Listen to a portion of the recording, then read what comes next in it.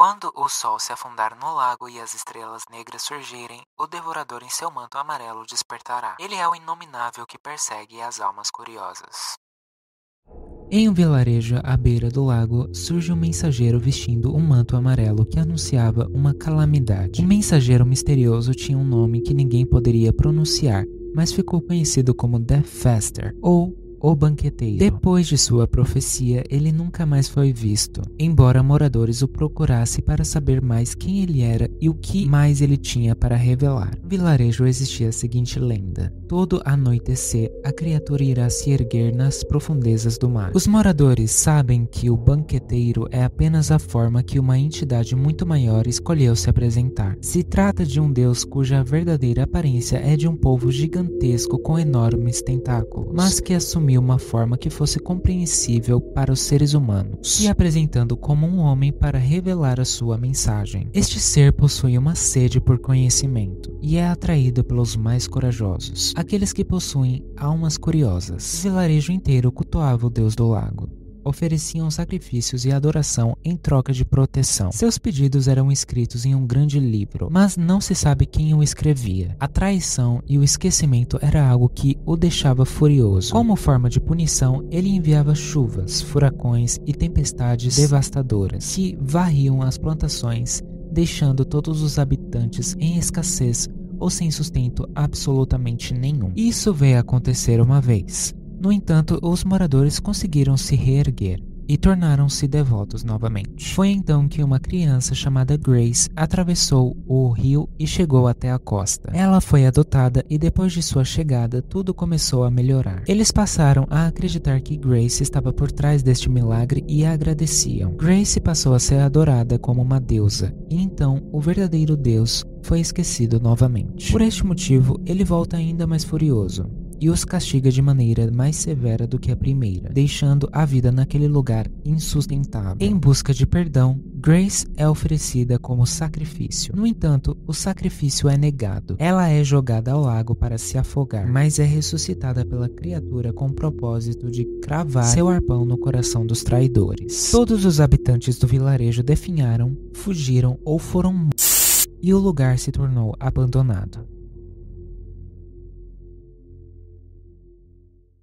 Chico costumava ser uma dançarina incrível. Quando ela dançava com um kimono vermelho, parecia uma borboleta vermelha batendo as asas. Mas agora ninguém tem coragem de assistir à sua apresentação.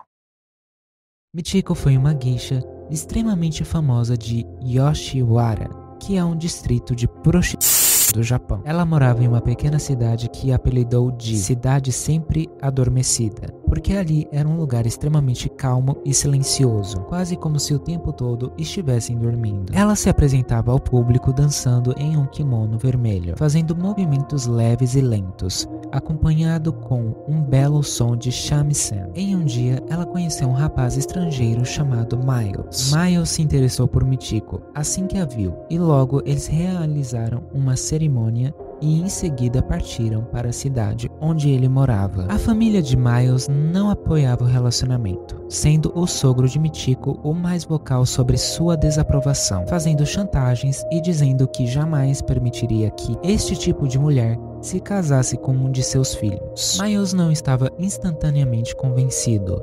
No entanto, ele teve de realizar uma viagem de negócios fora de seu país e ficaria 6 meses ausente. Não era possível levar Michiko junto com ele, e então teve a péssima ideia de partir e deixá-la em sua casa. Uma semana antes que Miles voltasse, Michiko desapareceu em uma forte neblina durante uma madrugada. Seu sogro constantemente dizia que ela havia fugido com outro homem, acusando-o de levar embora consigo joias e outros bens valiosos da família. Miles duvidava e não acreditou nas palavras dele. Ele saiu procurando por Michiko. No entanto, ela nunca mais foi vista por ninguém, pelo menos não da forma que ela costumava ser vista. Surgiram boatos de que uma mulher de kimono vaga ao redor de sua casa, com um corpo cheio de cicatrizes e uma máscara demoníaca cobrindo seu rosto.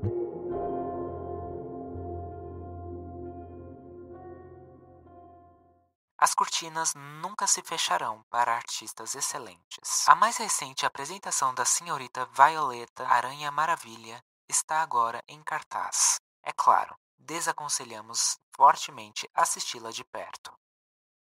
Max era o dono de um show de horrores. Na verdade, era apenas um show de fachada que o permitia financiar uma rede de humano. Ele buscava pessoas com deficiências físicas ou psicológicas, levando-as para seu circo apenas para vendê-las para outros circos menores. Em uma tarde, depois de um de seus shows, uma recém-nascida sem pernas foi colocada debaixo dos seus bancos. Max adotou a criança e colocou o nome de Violeta. Violeta foi crescendo e enxergava Max como seu pai, independente de qualquer coisa. Ela morava em uma cabana e Max anunciava ela como ser híbrido, vindo do cruzamento de um pinguim e um ser humano, o que era mentira. Mas de qualquer forma, as pessoas se aglomeravam ao redor da barraca para vê-la de perto, o que lhe rendia muito dinheiro. Violeta foi uma atração em um show de aberrações muito famosa, amada pelo grande público. No entanto, sua fama não durou para sempre, pois as pessoas já estavam cansadas da mesma apresentação de sempre. Max tentou fazer as pessoas voltarem a sentir interesse por ela mudando seus repertórios, porém nenhuma de suas ideias funcionaram. E então ele decidiu vendê-la para outro circo menor, como se fosse uma simples mercadoria. Max sofreu uma tentativa de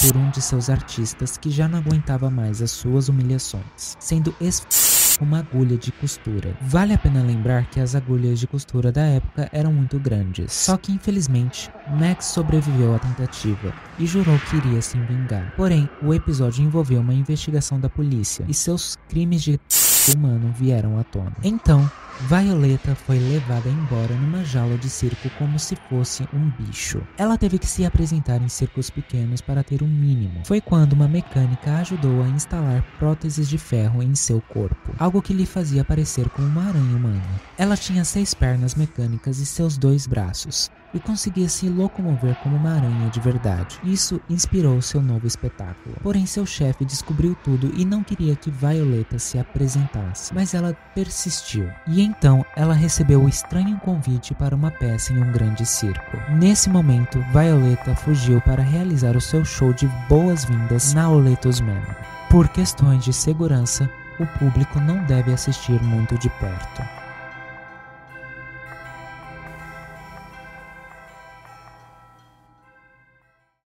Assobiando uma melodia com os braços cruzados, o tem seus próprios padrões únicos para seus convidados. James Whistler é um renomado professor de artes que dava aulas em uma grande universidade. Ele tinha Jack como aluno, um jovem com muito talento. Jack, durante as aulas, aparentava ser uma pessoa completamente normal.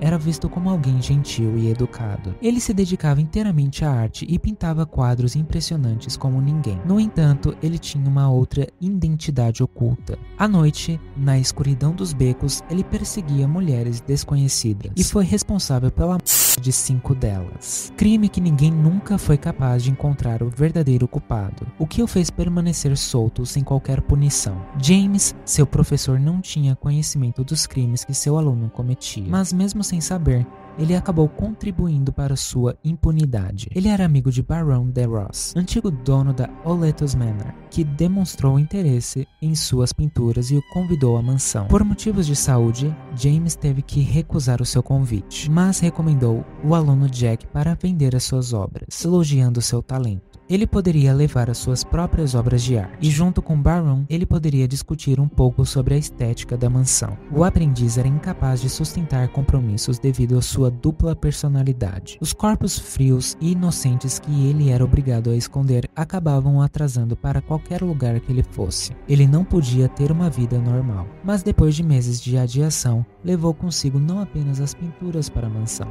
mas também o seu pior segredo.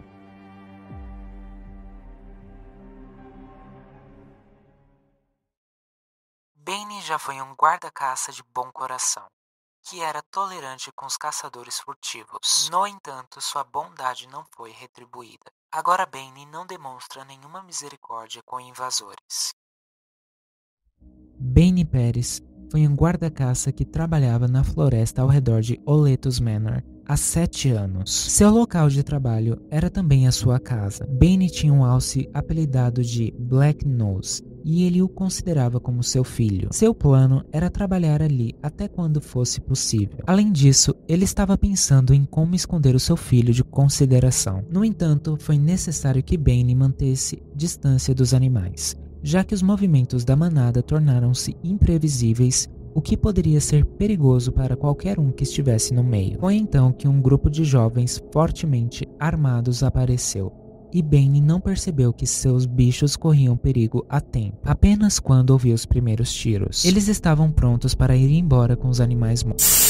Bane ergueu a arma e puxou o gatilho sem hesitar, mas o tiro não os espantou. Eles eram muitos e estavam bem equipados. Bane reconheceu um rosto familiar naquela multidão. Era de alguém que ele salvou anos atrás e, acreditando que seria retribuído, teve a péssima ideia de gritar seu nome, pedindo para que eles deixassem aquele lugar. No entanto, seu pedido foi ignorado, e o rapaz apenas sugeriu que seus companheiros jogassem um jogo doentio com Bane. A brincadeira chamava-se Criando um Minotauro. Eles pegaram seu alce preferido, cortaram sua cabeça, retiraram os olhos e os órgãos internos, a deixando oca, e o fizeram vesti-la. Agora, Bane tinha um corpo de humano, mas a cabeça de um animal com enormes chifres, assim como um minotauro.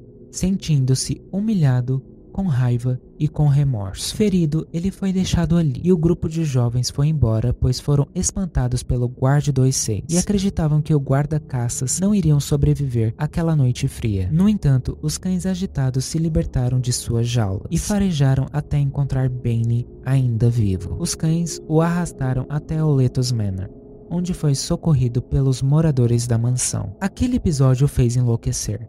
Tudo o que ele mais amava foi retirado dele. Por este motivo, ele não pretendia separar a cabeça do seu animal de seu pescoço, e se chamou de Minotauro.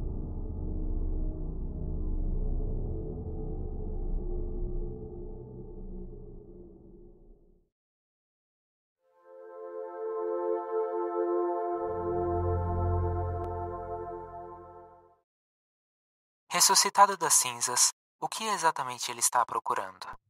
Leo Beck era o dono de uma fábrica textil. Sua vida era normal, e sua decisão de expandir os seus negócios foi aconselhada por Freddie Riley, um advogado. Ele era o amigo de confiança de Leo e de sua filha Lisa, que o achava um cavalheiro extremamente educado e amigável. O advogado aconselhou que ele investisse em uma nova área e comprasse uma fábrica de armas. E assim foi. Leo trabalhava todos os dias em sua fábrica, e sua filha Lisa brincava ali ao redor durante as tardes. No entanto, o que Leo não sabia era que a fábrica estava extremamente endividada e muito perto da falência. Ao descobrir, acreditava que poderia tentar lidar com a situação e recuperar a fábrica das dívidas. Desistir não era uma opção, e então continuou trabalhando ali. Freddie Riley era muito próximo da família de seu cliente. Ele se envolveu com a esposa de Leo e ambos traíram sua confiança. Os dois planejavam fugir juntos. Antes de serem descobertos, as dívidas apenas foram crescendo. E como se já não bastasse, eles fugiram levando todos os bens mais valiosos de Leo, o deixando numa situação ainda pior. Não era possível fazer mais nada. Se sentia traído e estava completamente sozinho e arruinado. Aqueles que mais confiava o abandonaram, e isso fez cair em um profundo desespero e se afundou num estado profundo de angústia. Leo tomou uma atitude extrema. Ele foi até a sua fábrica e colocou fogo em absolutamente tudo. No entanto, não saiu de lá para vê-la queimar sozinha. Ao invés disso, decidiu pôr um fim em seu sofrimento e permaneceu ali dentro queimando junto com ela. O fogo que ardia em todo o seu corpo não era nem de longe comparável ao fogo de sua raiva, que já estava lhe consumindo há muito tempo.